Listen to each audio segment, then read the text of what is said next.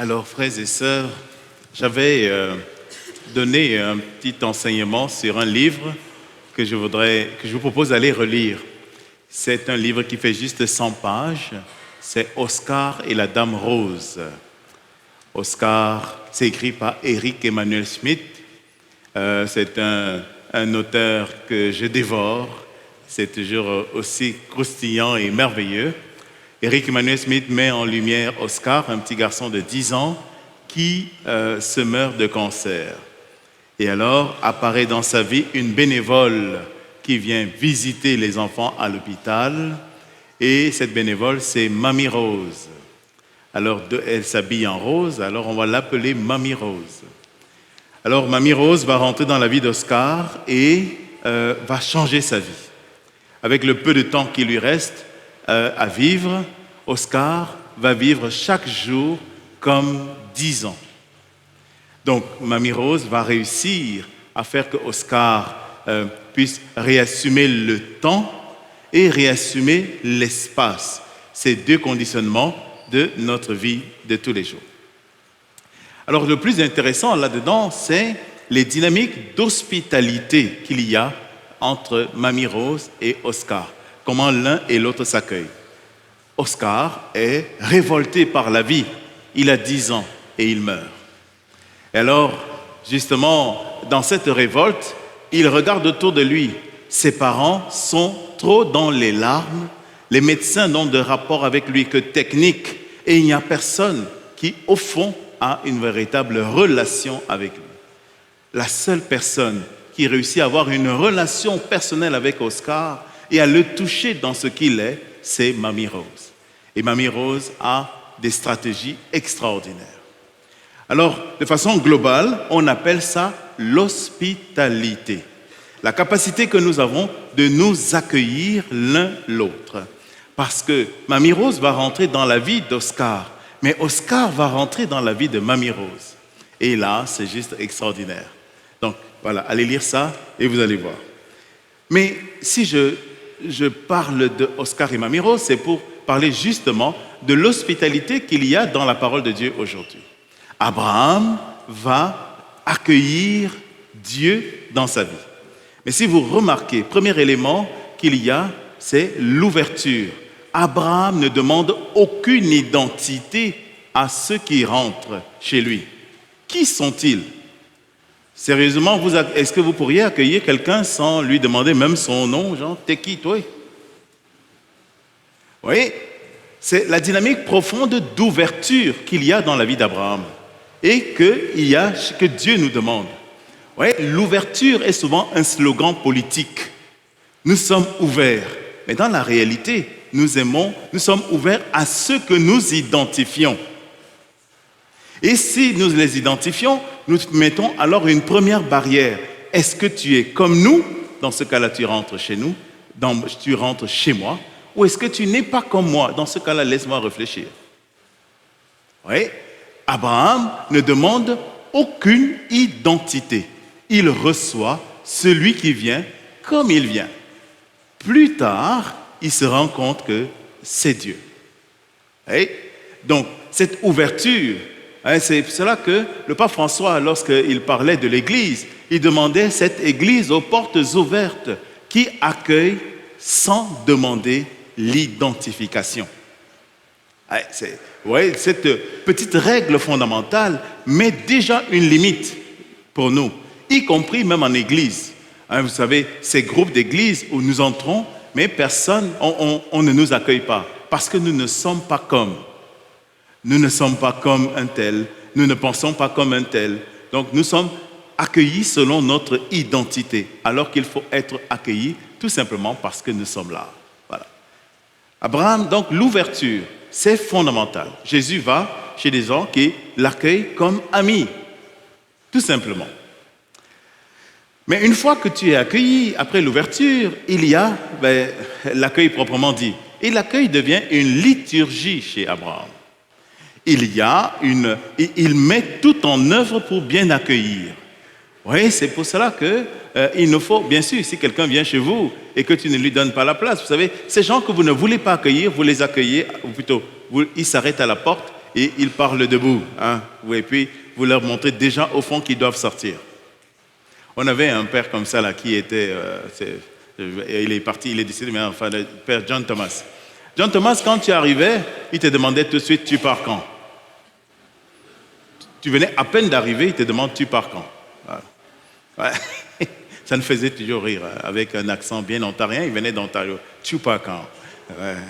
Alors, je ne te demande pas tout de suite quand est-ce que tu retournes chez vous, mais je crée tout de suite une dynamique chez nous.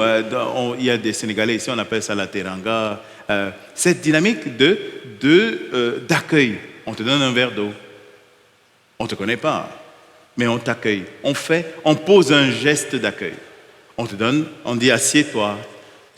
Comme on dit chez nous, tire-toi une bûche. Hein, voilà. Tire-toi une bûche. Mais il y a une liturgie d'accueil qui fait que l'autre se sent accueilli dans un espace qui devient sien. Alors, vous voyez ces deux éléments que nous avons déjà mis en lumière, l'ouverture et une liturgie d'accueil. Mais ça, c'est intéressant, ça, cette liturgie d'accueil.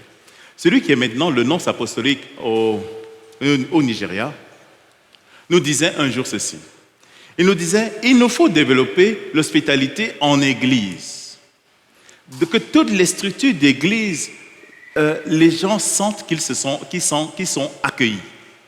Et il ajoutait ceci que je trouve intéressant, que je livre à notre réflexion. Ne dis jamais que tu es accueillant. Laisse les gens dire qu'ils se sentent accueillis. Vous voyez ce que je veux dire? Je recommence. Ne dis jamais que tu es accueillant. Laisse les gens dire qu'ils se sentent accueillis. Et il terminait en disant ceci. L'accueil, l'hospitalité, c'est un ressenti. Ce n'est pas un slogan.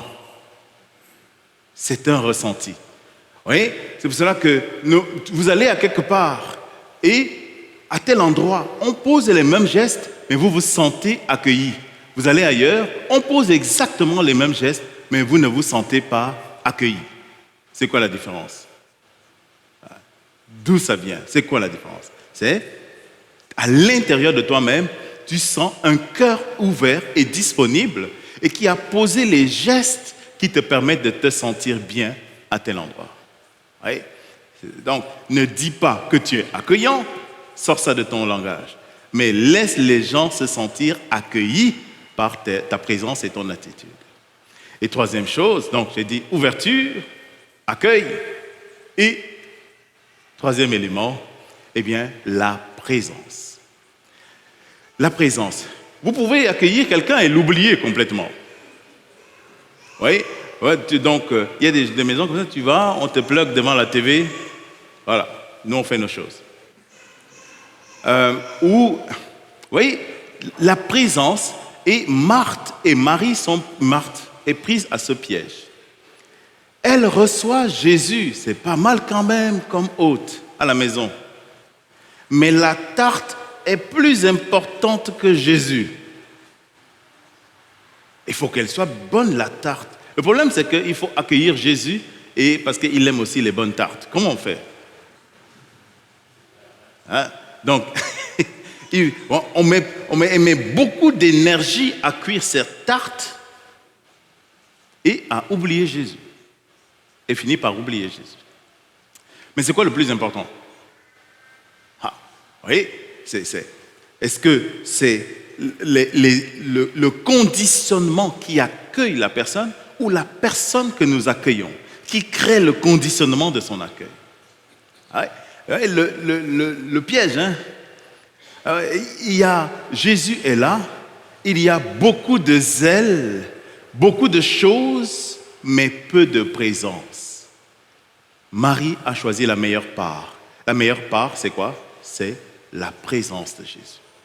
Choisir Jésus, parce que sinon alors je choisis mon projet. Et puis je dirais, j'ai accueilli Jésus. C'était ça le menu, j'ai fait le ménage comme ceci, j'ai fait ceci, j'ai fait cela. Ça, c'est ce que toi, tu as fait. Et Jésus, l'as-tu accueilli? Alors, voyez, Jésus frappe à notre porte. Voici que je me tiens à la porte et je frappe. Si quelqu'un entend ma voix, s'il m'ouvre, j'entrerai chez lui. Good. Oui, mais comment? Que la porte soit ouverte. l'ouverture. Deuxièmement, que je puisse bien l'accueillir. Troisièmement, que je sois présent à lui. Sinon alors, Dieu passe et je n'ai pas senti sa présence. Je n'ai pas fait l'expérience de sa présence. Dernière chose, la première lecture se termine par une bénédiction. Dieu est passé et quand Dieu passe, il laisse toujours une trace, la trace de sa bénédiction. Abraham, qui n'a pas d'enfant, reste avec une promesse. La promesse que son désert va fleurir parce que Dieu est passé. Voilà, Dieu passe et chaque fois que nous ouvrons la porte et que nous laissons le Seigneur entrer en appliquant ces trois éléments, alors il ne nous laisse pas les mains vides. Vous voyez, c'est cet hôte étonnant qui, chaque fois qu'il passe, il laisse un cadeau merveilleux. Voilà. Alors, ouvrons nos cœurs à accueillir Jésus, accueillir le Seigneur. Mais les éléments d'hospitalité que j'ai donnés, moi je prie pour que ce soient des éléments qui soient ceux de nos vies et de nos structures d'église. Vous voyez, il y a un livre là-dessus. C'est un prêtre qui, un dimanche, il est allé dans une église en vacances, c'est la période des vacances. Et il a décrit cette église où il y avait plein de choses, mais si peu accueillantes. Il n'y avait personne qui s'est occupé de lui. Personne ne l'a salué. Ouais. Nous développons souvent une église qui valide l'anonymat. Tu rentres dans une église, tu t'assois seul à quelque part et tu repars comme tu es venu. C'est bien avec Jésus, plus ou moins, mais ce n'est pas bien si tu n'as même pas eu l'occasion de rencontrer quelqu'un. Oui, nous rencontrons le Seigneur, mais nous rencontrons le Seigneur à travers les visages que nous rencontrons. Alors, l'anonymat n'est pas la marque, ne doit plus être la marque de nos églises. C'est plutôt la communion. L'anonymat conduit à la juxtaposition, chacun les uns à côté des autres. Mais la communion, c'est une présence où nous nous mettons ensemble pour grandir dans la foi. Personne ne doit venir dans une église et repartir sans qu'il n'y ait eu tout simplement un geste envers lui. Et vous voyez, c'est pour cela que même pour la paix du Christ, on dit « Donnez-vous la paix ». De loin, on fait un geste comme ceci. Alors, on a eu, nous, pendant le carême, vous vous souvenez de ce moment où on brisait la glace. On allait saluer quelqu'un qu'on ne connaissait pas. Mais il ne faut pas que ce soit juste un événement, mais que ce soit une culture. Cette culture d'hospitalité. Alors moi, je prie pour que nos paroisses soient portées par cette culture d'hospitalité. Dieu est là. Et il est là dans le visage de tel frère, de telle sœur. Mais est-ce que je sais le reconnaître? Et est-ce que j'ai l'attitude qui me permet d'aller à sa rencontre et de reconnaître que Jésus est là pour qu'il me laisse sa bénédiction? Alors, ouvrons nos cœurs à accueillir Jésus. Amen. Oh.